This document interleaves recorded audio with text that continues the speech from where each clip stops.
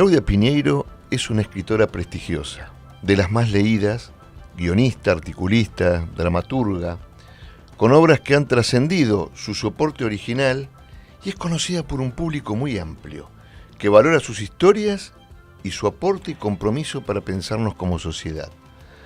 Hola Claudia, muchísimas gracias por participar aquí en Vení que te leo. Hola, muchas gracias por la invitación. Ahora vamos a leer algo que vos dijiste en el Congreso de la Lengua. Soy escritora y como dijo Reinaldo Arenas, los escritores estamos encaprichados en ponerle palabras al silencio, a los silencios actuales y a los anteriores, incluso a los que vienen desde 500 años atrás. Como dije antes, dijiste esto en el Congreso de la Lengua. ¿A qué silencio estás ahora buscando ponerles palabras, Claudia? Bueno, claramente en el Congreso de la Lengua yo estaba haciendo una apelación al tema de que estábamos en el Congreso de la Lengua, en la provincia de Córdoba, y el Congreso se llamaba de la Lengua Española, y quienes estábamos ahí éramos la mayoría latinoamericanos y algunos españoles con mucho más poder que los latinoamericanos. Entonces, eso de los silencios de 500 años también tiene que ver con eso.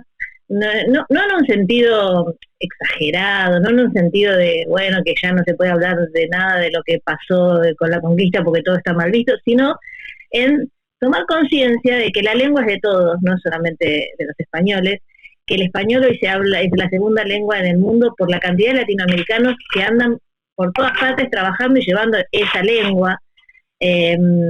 Digamos que me parece como que se siga llamando la Real Academia Española y que no se dé lugar a lo latinoamericano y a las distintas versiones del lenguaje hoy. Eso era lo que yo quería marcar, ¿no?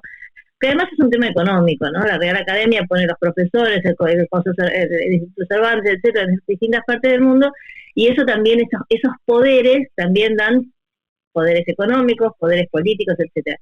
Estábamos todos ahí como muy fervorizados con esta cosa de, bueno, ¿y qué pasa con este lenguaje que excede ya a lo español y que incorporó un montón de otras palabras de distintos países? A mí me encanta escuchar a un colombiano, me encanta escuchar a un venezolano, me encanta escuchar a un mexicano, todos tienen tonadas, pero además palabras distintas, ¿no? Esa cosa de buscar con qué palabra ellos nombran tal cosa, y todo eso hace que se enriquezca un idioma, ¿no? Ahí lo que yo quería marcar era eso. Siempre hay silencios, me parece que el silencio es una de las cosas que opera en las sociedades para que determinadas situaciones se mantengan en un status quo, ¿no? Recuerdo perfectamente lo que decís, yo fui también parte de ese congreso y me acuerdo que lo que vos contás es exactamente el espíritu que se había apoderado de ese congreso, ¿no? Esa era la gran discusión. Haruki Murakami tenía un bar de jazz y un día empezó a escribir.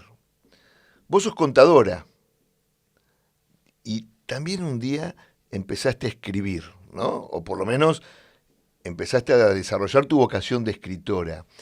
¿Qué es lo que te hizo escribir para que te lean? Mira, ese punto está bien, así como lo planteas, porque muchas veces te dicen, vos eras contadora, ¿qué te hizo escribir? Y vos, en cambio, preguntás, ¿qué te hizo escribir para que te lean? Porque la realidad es que yo escribía siempre, yo escribí desde que sé escribir, desde que soy lectoescritora. Y el hecho de ser contadora a veces son desvíos que uno tiene, a veces por uno mismo y a veces por terceros o por circunstancias. Cuando yo terminé yo escribo desde que sé escribir, desde que soy lectoescritora escribo cuadernos con historias, con poemas, con lo que sea, ¿no? Pero en mi familia no había artistas, no había gente relacionada ni con el arte ni con las letras. Entonces a mí me costaba pensarme escritora. Yo escribía y estaba ahí lo que escribía, pero pensarme escritora ya era un paso que todavía no podía dar. Cuando yo terminé el colegio secundario, yo quería estudiar sociología, y eso fue en el 78. En el 78 la dictadura militar cerró en la UBA todas las carreras humanísticas, no solamente sociología. Pero sociología hubiera sido una carrera más cercana quizás a cómo yo me planto frente al mundo y también en la literatura, ¿no? Que lo que escribo tiene una mirada social y que para contar una historia de una familia tengo que contar la sociedad en la que vive esa familia, ¿no? Pero bueno, en el 78 no se podía estudiar sociología y no se podían estudiar muchas otras cosas. Entre lo que había para estudiar estaba ciencias económicas. Yo era bachiller, o sea que no tenía idea de lo que era la contabilidad. Creo que eso fue fundamental para la elección de la carrera en un punto. Y que mis padres, los dos, empezaron la carrera y no la habían podido terminar. Esas asignaturas pendientes que nadie te dice, tenés que hacer esto, pero que están por ahí en el inconsciente de esa familia. Bueno, todo eso hizo que, bueno, había que elegir entre lo que había, elegí contadora. Pero yo seguí escribiendo siempre en esto que, como decís vos, bueno, yo escribo. Ahora, en algún momento, el deseo fue más allá, ¿no? Y también yo creo que la escritura es un acto de comunicación y que uno escribe para que otro lo lea, o yo, por lo menos yo escribo para que otro lo lea. Puede haber escritores que escriben por el gusto de escribir y nada más. Yo lo entiendo como un acto de comunicación que, como dijo Sartre, se completa en la cabeza del otro, ¿no? Vos escribís, él dijo, si no hubiera un lector que completa la escritura en su cabeza, no haríamos más que manchas negras sobre un papel blanco, ¿no? Eh, o sea que yo creo que hay un acto de comunicación y me interesa. Pero eso me di cuenta un poco después, cerca de los 30 años, que necesitaba darle otra forma a esta cuestión de escribir. Y ahí fue cuando mandé una novela a un concurso y quedé finalista, y ese fue el primer espejo, ¿no? A veces uno necesita ese espejo, que alguien te devuelva una lectura, que alguien te diga, ¿sabes qué? Si te esforzás, si trabajás, si vas por ese lado, a lo mejor algún día podés ser escritora.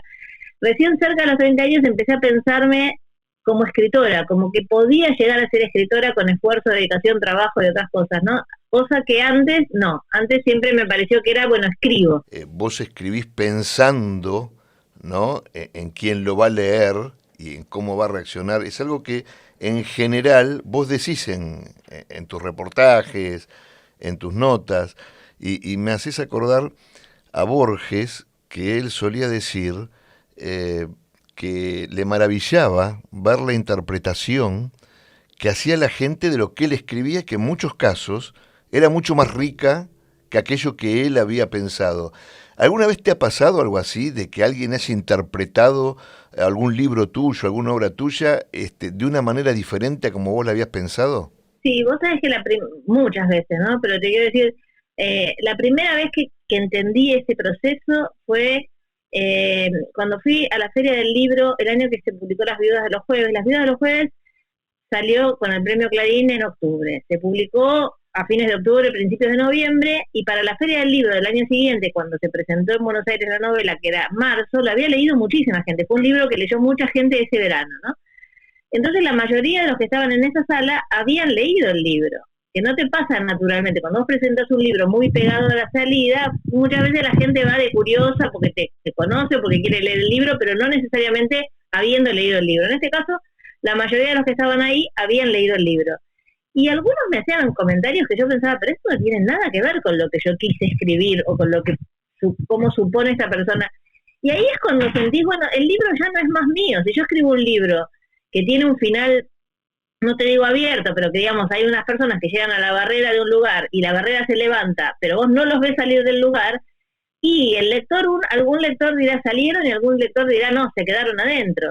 Pero ese es el riesgo de que vos asumas una apuesta a que el lector es un lector inteligente, es un lector activo, es un lector que no quiere deglutirlo hasta el final, o como en una época en que las novelas terminaban con la moraleja, entonces te decían además cómo tenías que pensar, ¿no? A mí me gusta más retraerme y terminar un poquito antes. En el caso de Las Viudas de los Jueves en particular, había cometido el error de seguir, y vos sabés que cuando en la fiesta del premio, Saramago, que era uno de los jurados, me dice, viste que toda una fiesta así como muy alocada, yo acababa de ganar el premio, no entendía mucho lo que pasaba, y venía Saramago y me decía, Claudia, después anda con Rosa que te quiere decir algo, y al rato venía Saramago y me decía, Claudia, anda con Rosa que después te quiere decir algo de la novela, y así varias veces hasta que fui con Rosa, que era Rosa Montero, otro de los jurados del premio, y me dice, sí, mira, nosotros lo que te queremos decir es que tu novela termina un poco antes, vos explicaste después de que termina la novela, y a lo mejor tenés que quitar eso y la novela gana en potencia. Y yo lo leí y tenían tanta razón de lo que decían, porque si yo explicaba lo que pasaba después de la barrera, hacía la de la moraleja. Te decía, mira, esto es así, tenés que pensar de esta manera, que es la manera bien pensante.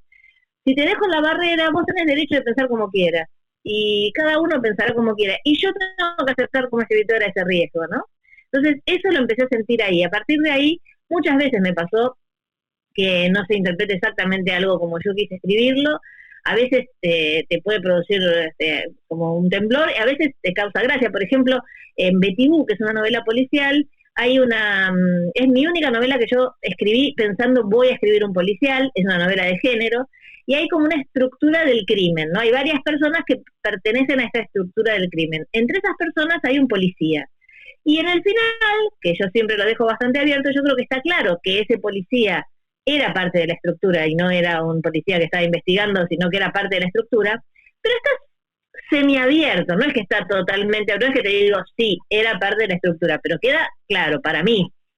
Cuando lo leyó mi agente, que en ese momento era una agente alemana, ella entendió que era un policía que se inmolaba o sea, que se metía ahí para inmolarse, para entender qué había pasado, ¿no? Cómo era la trama corrupta. Y yo, en la Argentina, creo que nadie dudó que el policía era parte de la trama corrupta, porque nosotros venimos de una tradición donde estamos acostumbrados, por supuesto que no toda la fuerza es corrupta, por supuesto que la fuerza en los últimos años ha hecho esfuerzos por mejorar todo lo que vos quieras, pero nosotros venimos de una tradición donde sabemos que si hay policías corruptas no nos asombramos. Quizás esta alemana le resultó más raro que un policía estuviera en la trama tan claramente, ¿no? Entonces, bueno, esos son los riesgos de dejar las cosas para que la termine de cerrar o de abrochar el lector. Vos sabés que yo jamás escribí ficción, pero soy un gran lector de ficción desde que tengo 5 años. Y es verdad lo que vos decís, cada vez de hecho se escribe más con final abierto, y a mí me entusiasma mucho pensar que hay otros finales, además del que yo interpreté, porque eso significa que la historia se puede diversificar hacia el infinito y que puede haber tantos finales quizás como lectores, ¿no? Y que en algún momento esos universos también pueden volver a cruzarse. Ahora, recién con tu respuesta vos me contestaste varias preguntas que yo tenía pensada hacerte, ¿no? Es un charlatana, ¿viste? No, es verdad que Betty Boo tiene toda una estructura del policial típico, ¿no? Una estructura policial. Y yo conozco esas declaraciones tuyas donde vos decís que fue la única novela que te propusiste hacer como un policial. Ahora, claramente tu obra tiene mucho que ver con lo policial. ¿De dónde viene tu interés por el policial? Mira, yo cuando me pongo a escribir, excepto Betty Boo, nunca pienso voy a escribir una novela policial. Pienso, voy a escribir una novela, y una novela que transcurre en esta familia y en esta sociedad. Y creo que ahí se mezcla el interés por lo social con lo policial, ¿no? En algún momento, en alguna charla que dio Mempo Giardinelli sobre el género policial, dijo algo así como que en Latinoamérica, si un escritor está muy pendiente de lo social, es difícil que no termine escribiendo novela policial, porque hay muchos episodios que terminan en lo policial, de alguna manera, si tenés una mirada atenta. Entonces, digamos, me parece que hay un interés en ver una sociedad, y por ver esa sociedad aparecen crímenes. También hay una obsesión con la muerte. En todas mis historias está la muerte, ¿no?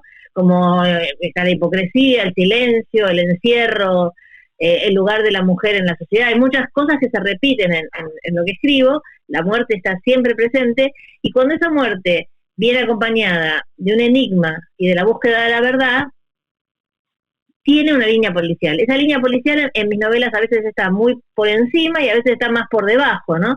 A mí me parece que, por ejemplo, Maldiciones, que es una novela que habla del mundo de la política, en el cual vos has estado participando, arranca con un crimen. Matan a la mujer del político, del que quiere ser presidente de la Argentina. Y entonces, si fuera un policial verdadero, el policial iría a averiguar quién mató y por qué a esa mujer. Pero como es una novela que habla de la política, ¿qué hace la política a veces con los muertos? Los tapa, trata de decir rápido quién fue para que no haya más lío. Si le viene bien, los destapa y los trae. Entonces, en una novela donde lo fuerte era la política, está una subtrama policial. Parece que debe haber sido el asesino, pero no le importa a nadie de los protagonistas mucho quién mató a esa mujer, sino cuánto le afecta o no en su carrera política, ¿no? Creo que en casi todas mis novelas pasa eso. Hay una línea secundaria policial que tiene más o mayor o menor peso de acuerdo a lo otro que se está contando.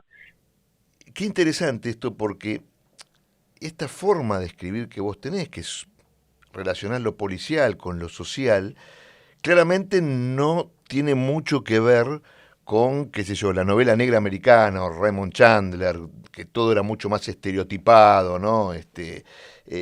Pero sí con... Yo soy un gran lector de policiales, pero por ejemplo se me ocurre que tiene mucho que ver con lo que hacía Henning Mankell, ¿no? Porque Wallander no es solo que era el tema de atrapar al asesino, sino que él mostraba en ese momento su gran crítica desde la socialdemocracia era qué hicimos para que tengamos tanto racismo, qué hicimos para que haya tanta violencia. El griego Petros Makaris con Costas Jaritos, bueno, es tremendo, especialmente en sus últimos libros, que sí, son policiales, pero él te cuenta esa sociedad griega que explotó económicamente, con todas sus miserias, los procesos de ajuste, ¿no? Kyusha Olón, el chino, está bien que escribe, pero desde Estados Unidos, pero también te cuenta las aventuras de un detective que tiene que investigar, ¿no? A altos jefes del Partido Comunista Chino y cómo es esa sociedad. Entonces, me parece, ¿no?, que el nuevo policial tiene mucho que ver con lo que sucede en las estructuras sociales del lugar donde se producen, ¿no? Sí, no, estoy totalmente de acuerdo, justo diste los dos ejemplos muy claros de esa situación. Henning Mankell tiene un libro que se llama Asesinos sin rostro, que son dos viejitos que matan en un descampado, ¿no?, de Suecia, y que cuando vienen uno de los dos está agonizando y dice la palabra extranjero. Entonces a partir de ahí se da una caza de brujas en el pueblo de voy a ir a buscar a cualquier extranjero a ver si fue el que mató a estos viejitos, y con lo que él quiere ahí es contar la xenofobia también, ¿no? Un país absolutamente con gente que es xenófoba, no digo que todos los secos lo sean, pero digamos con muchas cosas con respecto al odio a los inmigrantes que pasa en varios países de Europa. Y Marcaris lo mismo, Marcaris empezó a leer una de sus... Primero que Marcaris hace algo que como produce tanto, él va pasando por las distintas etapas. Entonces hay una Grecia de un determinado momento, una Grecia que dejó de pagar la deuda, una Grecia que está saliendo de haber pagado la deuda, una Grecia corrupta con los negocios después de haber pagado la deuda. Vas viendo los distintos avatares económicos de esa Grecia, pero generalmente aparece uno que dice, sí, la maté yo en la segunda página, y vos decís, bueno, ¿y cómo seguimos? Si la mató él, ya se determina el policial. Pero después lo que tenés que ir es a descubrir cuál es el crimen detrás de ese crimen, porque a lo mejor el que la mató es un inmigrante que llegó sin papeles y que tiene a su mujer y a sus hijos escondidos en un sucucho y que le dicen, haz esto, que si haces esto, yo te voy a dar tal otra cosa. Entonces terminás investigando después en la novela cuál es el crimen que se esconde detrás del crimen. Y sí es, como decís vos, cuando vos escribís ahora sobre policiales, tenés que contar las sociedades donde transcurren, porque no todas las sociedades producen el mismo tipo de crimen. Si viene un tipo, si yo te digo, mira, estoy leyendo una novela, es un tipo que agarra una ametralladora, se asoma por la ventana y mata en el patio de la escuela que tiene al lado a todos los chicos que están en el recreo. ¿Y vos qué vas a pensar? ¿Que dónde pasa esa novela? Y seguramente en Estados Unidos, porque en Estados Unidos cada tanto hay un tipo que, como se puede tener armas, agarra un arma y mata a no sé cuántos en una discoteca, en un supermercado, donde sea. En la Argentina ese tipo de crimen es más difícil, pero nosotros hemos tenido 30.000 desaparecidos o niños apropiados que para otros países son crímenes que dicen, ¿cómo les pudo pasar esto? Cada sociedad tiene como una tolerancia, hasta un lugar llega con el crimen, ¿no? Y entonces ahí explota algo y se acomoda.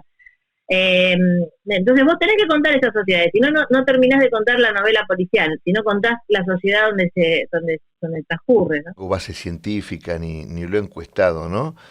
Pero nosotros hoy estamos viviendo el fenómeno de las series, ¿no? En plataformas, series. La gente puede elegir qué ver, a qué hora ver, etcétera. Y lo que me doy cuenta es que muchos de mis amigos y la gente que ve, con la que converso, están fascinados por los policiales, básicamente, ¿no? Es decir, la gran mayoría de la gente ve policiales a la hora de tener un entretenimiento a la hora de dejar el cerebro que divague un poco, que recorra un camino fuera del estrés cotidiano. ¿Por qué pensás que elegimos ver policiales? ¿Por qué elegimos ver el crimen, ver... ¿Es porque estamos acostumbrados como sociedad? ¿Es porque tenemos unas ansias grandes de justicia? Y la verdad que la mayoría de esas series se atrapa al criminal y se hace justicia finalmente, ¿no? Yo creo que hay una suma de cosas. Por un lado, hay muchos análisis teóricos también sobre la lectura de policiales, y uno de los análisis es ese, ¿no? Que el policial te promete que te va a responder con la verdad, cosa que no pasa nosotros cuando uno está con determinada noticia periodística, ¿no? Y quiere saber qué es lo que pasó, sabe que a lo mejor nunca va a saber qué es lo que pasó, ¿no? El policial te promete que vos vas a saber quién lo mató y por qué. Entonces, por un lado está eso, la búsqueda de la verdad. Yo creo que hay otra cosa también, ¿no? Vos sabés que esas cosas de las series, a diferencia de los programas de la lectura, surgen por algoritmos, ¿no? Las plataformas empiezan a medir qué tipo de cosas se ve más, y como se ve más thriller, series políticas o de ese tipo de cosas, piden eso, ¿no? Yo creo que por un lado tiene que ver con el enigma de la muerte, que es un enigma que a todos nos impresiona, con la búsqueda de la verdad, pero además creo que tiene que ver con algo que decía Borges en un texto que creo que se llama El cuento policial, si no me equivoco. Es un texto donde él hablaba del cuento policial. Y él dice que el policial es el refugio de la trama. Para muchas otras historias parece que está mal que tengan trama. En algún momento se empezó a entender como que si tiene trama no es buena literatura, si tiene trama entonces se olvida del lenguaje. Hay historias que tienen trama y igual te ocupás del lenguaje, igual te ocupás de los personajes, igual puede ser buena literatura o no, como también sea policial o no, no importa. Pero digo, es cierto que en algún tipo de historias empezó a tener menos importancia la trama, se dejó de lado en busca de otros recursos, ¿no? Para contar. Entonces el que va a leer un policial sabe que ahí hay una historia, sabe que le van a contar un cuentito, ¿no? Y que ese cuentito además va a tener suspenso que es un gran gancho para los espectadores. Entonces ya tenés, te van a contar un cuento, vas a tener suspenso, te va a hablar de la muerte, que es uno de los temas más fundamentales de lo que preocupa al hombre, lo niegue o no lo niegue. Entonces ya tenés unos cuantos condimentos. No estoy de acuerdo cuando se le busca una cuestión de morbo, ¿no? Viste que algunos dicen, la gente ve eso porque le gusta el morbo, le gusta ver la sangre, porque le gusta... No, le gusta porque tiene grandes enigmas que quiere responder. A mí me han hecho entrevistas a veces también desde la misoginia en qué se siente ser una mujer, investigar cuestiones relacionadas con la criminología y lo policial, ¿no? Entonces yo le contestaba al periodista, pero perdóname, los hombres pueden imaginarse cómo matan a alguien y cómo sale la sangre si lo decapitan, y una mujer no se lo puede imaginar porque es mujer, porque te juro que la pregunta era esa, y yo, es como insólito, ¿no? Entonces yo creo que no es el morbo. Y vos fijate, en mi última novela Catedrales hay un descuartizamiento y una incineración. O sea, aparece un cuerpo quemado y descuartizado. No importa en qué circunstancias murió, pero la cuestión es que está quemado y descuartizado. Y yo tenía que componer un personaje que no lo descuartizó desde lo morbo, pero descuartizó por otros motivos. Y me vino espectacular para eso un texto de Laura Restrepo. Laura Restrepo tiene una novela que se llama Pecado, pero estos textos creo que habían salido antes en el diario El País, donde ella entrevistaba en la cárcel a una mujer que había descuartizado al marido. Mira por qué temas te llevo, espero que no te afecten. Soy un hombre, pero puedo aguantar el morbo. Me parece muy bien. Bueno, la cuestión es que ella entrevista a esta mujer que había salido en todos los diarios con la descuartizadora de no sé dónde, el monstruo de no sé qué, tal, qué sé yo, y entabla en la cárcel una relación con la mujer, se entendieron conversando, y cuando terminan las entrevistas, Laura Restrepo le dice, mira, yo te quería decir una cosa, la verdad que después de escucharte, yo entiendo perfectamente que vos hayas matado a tu marido, lo entiendo, porque las cosas que te ha hecho pasar por las agresiones, la violencia física, el dolor, tantas cosas que viviste y que en un momento no aguantaste más y lo mataste. Por más que hubiera sido mejor que hubieras hecho otra cosa, yo entiendo que haya llegado a ese extremo. Lo que no puedo entender es por qué lo descuartizaste después. Entonces la mujer le dice, Laura, ¿vos sos rica? Y ella le dice, no, no soy rica, pero tengo un buen pasar. ¿Tenés auto? ¿Tenés coche? Sí, tengo coche. Bueno, si vos matás a tu marido, lo podés meter en el baúl del coche, irte de tu casa y tirarlo en cualquier parte. Yo para sacarlo de mi casa tenía que cortarlo en pedazos porque yo tengo que tomar el transporte público, le dijo.